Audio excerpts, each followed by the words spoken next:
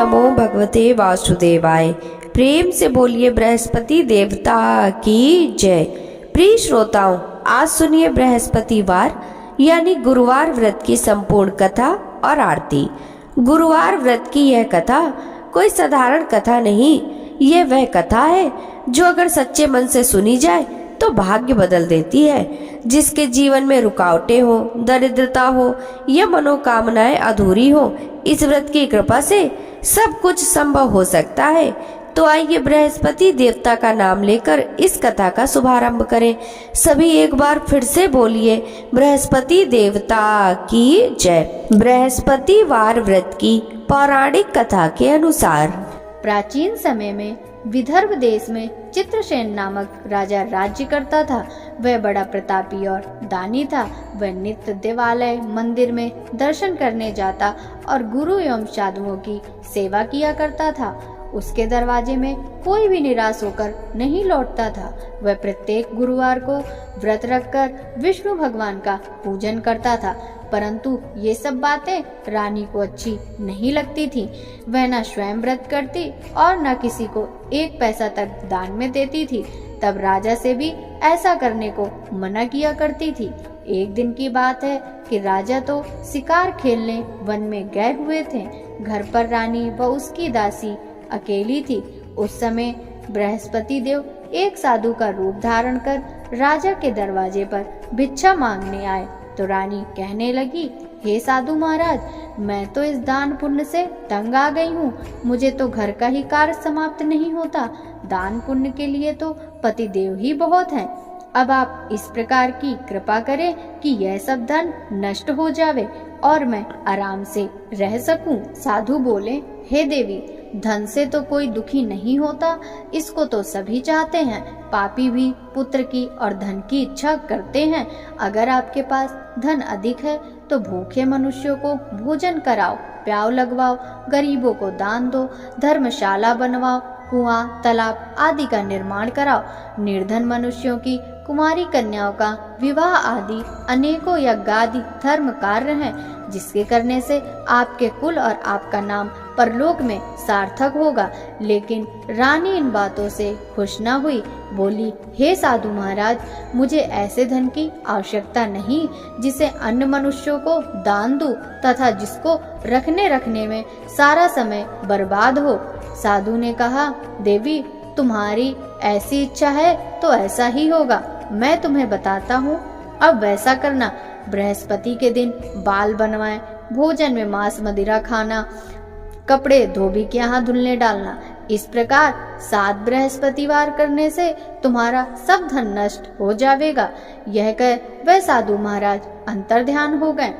रानी ने साधु के कहने पर वैसा ही किया। 3 बृहस्पतिवार ही बीते थे कि उसका समस्त धन नष्ट हो गया और सब लोग भोजन के लिए तरसने लगे। तब राजा रानी से कहने लगा, तुम यहाँ पर रहो, मैं दूसरे देश को जाऊं, क्योंकि देश चोरी परदेश भीख बराबर है। ऐसा कहकर राजा तो परदेश चला गया।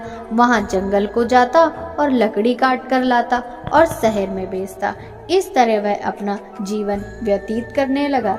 इधर राजा उधर रानी और दासी भी दुखी रहने लगी। किसी दिन भोजन मिलता और किसी दिन जल पीकर ही रह जाती। एक समय रानी और दासी को 7 रोज बिना भोजन के व्यतीत हो गए। तो रानी ने अपनी दासी से कहा, हे दासी, पास के नगर में मेरी एक बहन रहती है। वह बड़ी धनवान है। तू उसके पास जा और वहां से 5 सेर बेझर ही मांग ला, जिससे कुछ समय के लिए गुजर हो जाएगी। रानी की आज्ञा से दासी उसके बहन के पास गई। रानी की बहन उस समय बृहस्पति देव का पूजन कर रही थी। दासी ने रानी की बहन को देखा तो उससे बोली, हे रानी, मुझे तुम्हारी बहन ने भेजा है, मेरे लिए 5 सेर बेझर दे दो। दासी ने यह अनेक बेर कहा, परंतु रानी ने कुछ उत्तर नहीं दिया, क्योंकि वह उस समय बृहस्पतिवार की कथा पढ़ रही थी। जब बांदी को किसी प्रकार का कोई उत्तर नहीं मिला तो वह बहुत दुखी हुई और लौटकर रानी के पास आकर बोली, हे रानी जी, तुम्हारी बहन तो बड़ी आदमिन है, वह हम छोटे लोगों से बात भी नहीं करती। रानी बोली, हे दासी, इसमें उसका कोई दोष नहीं है। जब बुरे दिन आते हैं तब कोई सहारा नहीं देता। अच्छे बुरे का पता आपत्ति काल में ही लगता है। यह हमारे भाग्य का दोष है। इधर उस रानी ने देखा कि बहन की दासी आई थी, परंतु मैं पूजा में लगी होने के कारण उससे नहीं बोली। यह सोचकर वह अपनी बहन के घर जाकर अपनी बहन से कहने लगी, हे बहन, मैं बृहस्पतिवार का व्रत कर रही थी। जब तक कथा होती है तब तक ना उठते हैं और ना बोलते हैं, इसलिए मैं तुम्हारी दासी से ना बोली। कहो दासी क्यों गई थी?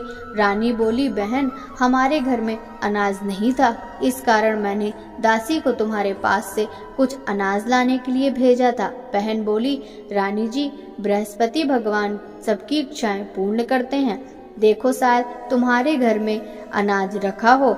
इस प्रकार के वचन सुन रानी घर के अंदर गई तो उसे एक घड़ा बेचर से भरा हुआ मिल गया। रानी और दासी बहुत खुश हुई। दासी कहने लगी, हे रानी जी, देखो, हमको अब जब भोजन नहीं मिलता तो हम हर रोज व्रत करते हैं। अगर इनसे व्रत की विधि और कथा पूछ ली जावे तो हम भी किया करेंगे। तब उस रानी के पूछने पर रानी की बहन ने कहा, गुरु के व्रत में चने की दाल व हल्दी से विष्णु भगवान का केले की जड़ में पूजन कर दीपक जलावें, पीला भोजन करें तथा कहानी सुने।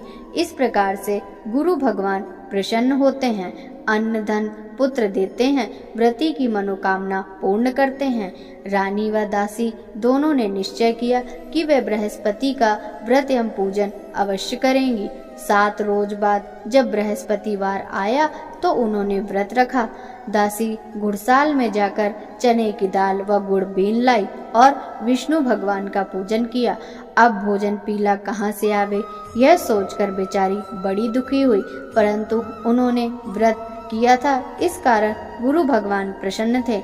वे 2 थालों में सुंदर पीला भोजन लेकर आए और दासी को देकर बोले, हे दासी, यह तुम्हारे और रानी के लिए है, तुम दोनों करना। दासी बड़ी प्रसन्न हुई और रानी से जाकर बोली, चलो रानी जी, भोजन कर लो। रानी को तो इस विषय में कुछ पता ही नहीं था, इसलिए वह दासी से बोली, तू ही भोजन कर, क्यों तू हमारी व्यर्थ में हंसी उड़ाती है? दासी बोली, एक महात्मा भोजन दे गए हैं। रानी कहने लगी, वह भोजन तेरे लिए ही दे गए हैं, तू ही भोजन कर। दासी ने कहा, वह महात्मा हम दोनों को 2 थालों में भोजन दे गए हैं, इसलिए हम और तुम दोनों ही साथ साथ भोजन करेंगी। इस प्रकार रानी और बांदी ने गुरु भगवान को नमस्कार कर भोजन ग्रहण किया।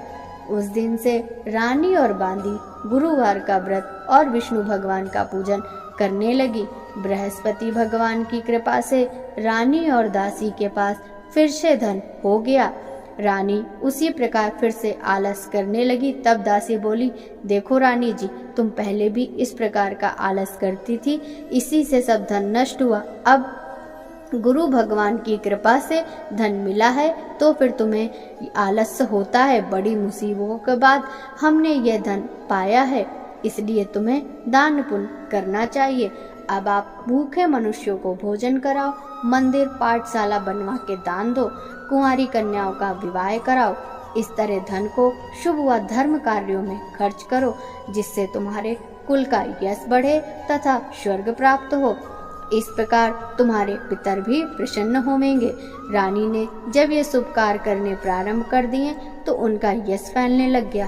एक दिन रानी और दासी विचार करने लगी कि न जाने राजा किस दशा में होंगे, उनकी कोई खबर नहीं मिली है। उन्होंने गुरु भगवान से प्रार्थना की तो भगवान ने रात्रि में राजा को स्वप्न में कहा, हे राजा, जा तेरी रानी तुझको याद करती है। राजा प्रातः काल उठा और विचार करने लगा। स्त्री जाति खाने व पहनने की संगनी होती है, पर स्वप्न की बात मानकर वह अपने नगर के लिए चलने को तैयार हुआ। यहाँ परदेश में वह प्रतिदिन जंगल से लकड़ी लाता और शहर में बेचकर अपने जीवन को बड़ी कठिनाई से व्यतीत कर रहा था। जब वह एक दिन राजा दुखी हो अपनी पुरानी बातों को याद करके रोने लगा, तब उस जंगल में बृहस्पति एक साधु का रूप धारण कर आए और राजा के पास आकर बोले, हे लकड़हारे, तुम इस सुनसान जंगल में किस चिंता में बैठे हो, मुझे बतलाओ। यह सुनकर राजा सजल नेत्रों से साधु की वंदना करते हुए बोला, प्रभु आप तो सब कुछ जानते हो। इतना कहकर राजा ने साधु को अपनी संपूर्ण कहानी सुना दी। महात्मा तो दयालु होते हैं। वे बोले, अब तुम किस बात की चिंता मत करो, भगवान तुम्हें पहले से अधिक धनवान करेंगे। देखो, तुम्हारी स्त्री ने गुरुवार का व्रत प्रारंभ कर दिया और तुम भी मेरा कहा मानकर बृहस्पतिवार के दिन व्रत रखकर चने की दाल व गुड़ लोटे में डालकर केले का पूजन किया करो तथा कहा करो, भगवान तुम्हारी सब कामनाओं को पूर्ण करेंगे। साधु को प्रसन्न देख राजा बोला, प्रभु मुझे लकड़ी बेचकर इतना पैसा नहीं मिलता जिससे भोजन करने के बाद कुछ बचा सकूं। मैंने कल रात्रि में अपनी रानी को भी व्याकुल देखा है। मेरे पास कुछ भी नहीं है जिससे उसकी खबर भी मंगा सकूं। फिर मैं कौन सी कहानी कहूं, यह भी मुझको मालूम नहीं है। साधु ने कहा, तुम किसी बात की चिंता मत करो।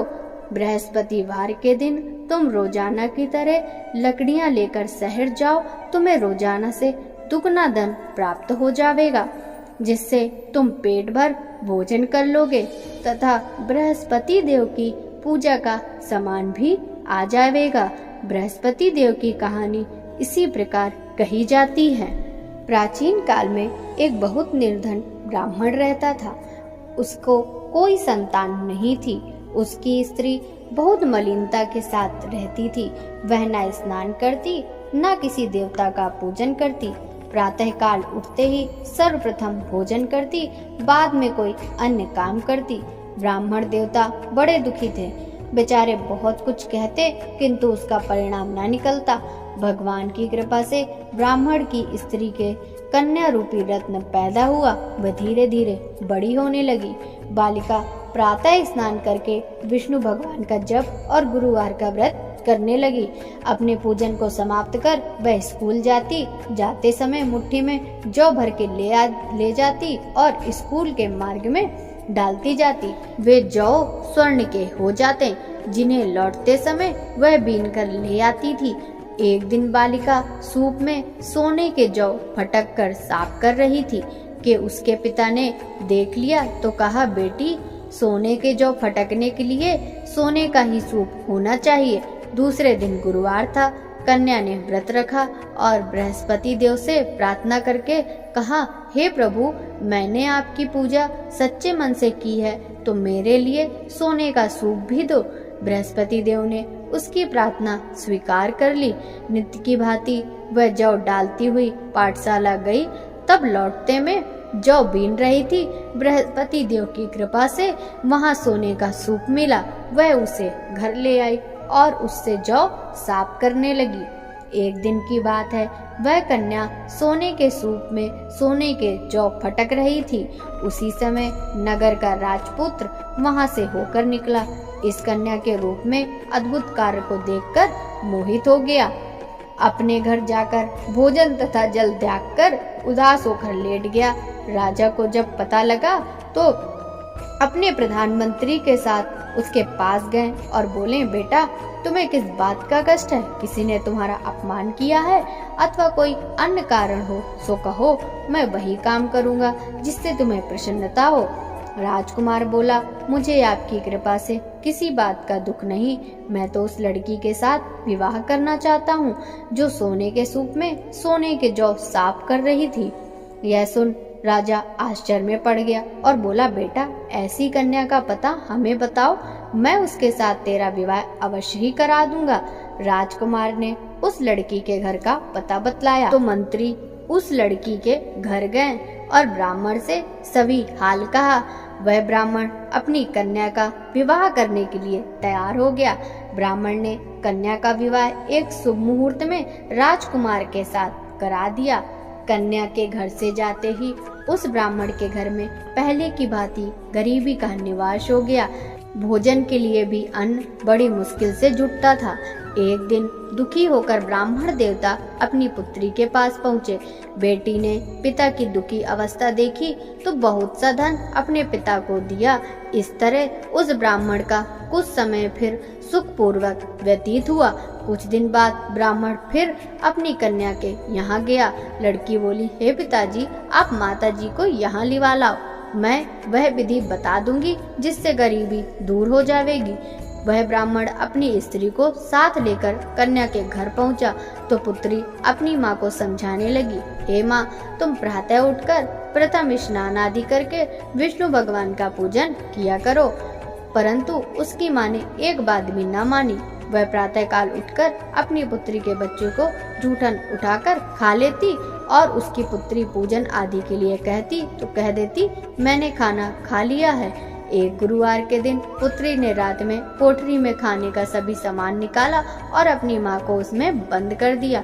प्रातः काल उससे बाहर निकाला तथा स्नान आदि करा के पूजन करवाया। उसके बाद माँ से प्रत्येक गुरुवार को व्रत कराने लगी। इस व्रत के प्रभाव से उसकी अज्ञानता का नाश हो गया। बृहस्पति देव के प्रभाव से वह अपने पति सहित सुख भोग कर अंत में स्वर्ग को गई।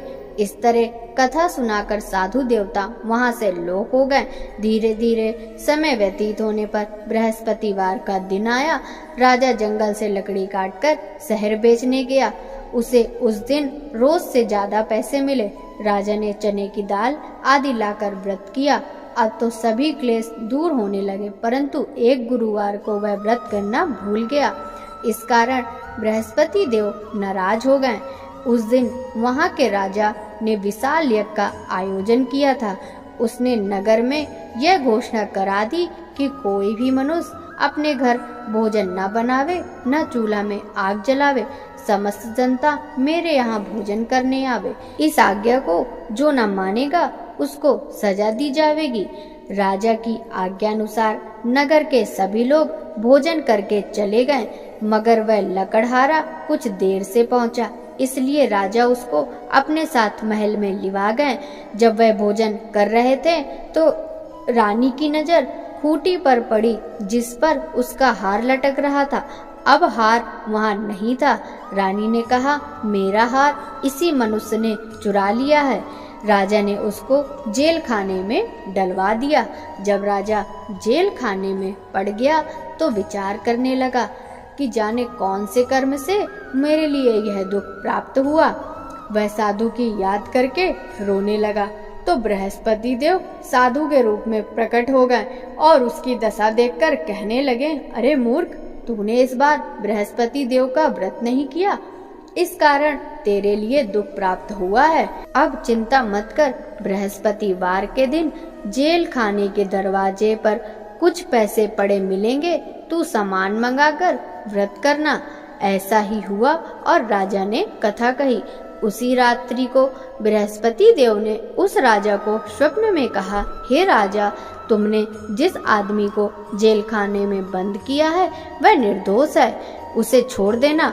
रानी का हार तो उसी खूंटी पर लटका है, अगर ऐसा नहीं करेगा तो मैं तेरे राज्य को नष्ट कर दूंगा। राजा प्रातः काल उठा और खूंटी पर हार देखकर लकड़हारे को बुलाकर क्षमा मांगी तथा राजा के योग सुंदर वस्त्र आभूषण देकर उसे विदा किया।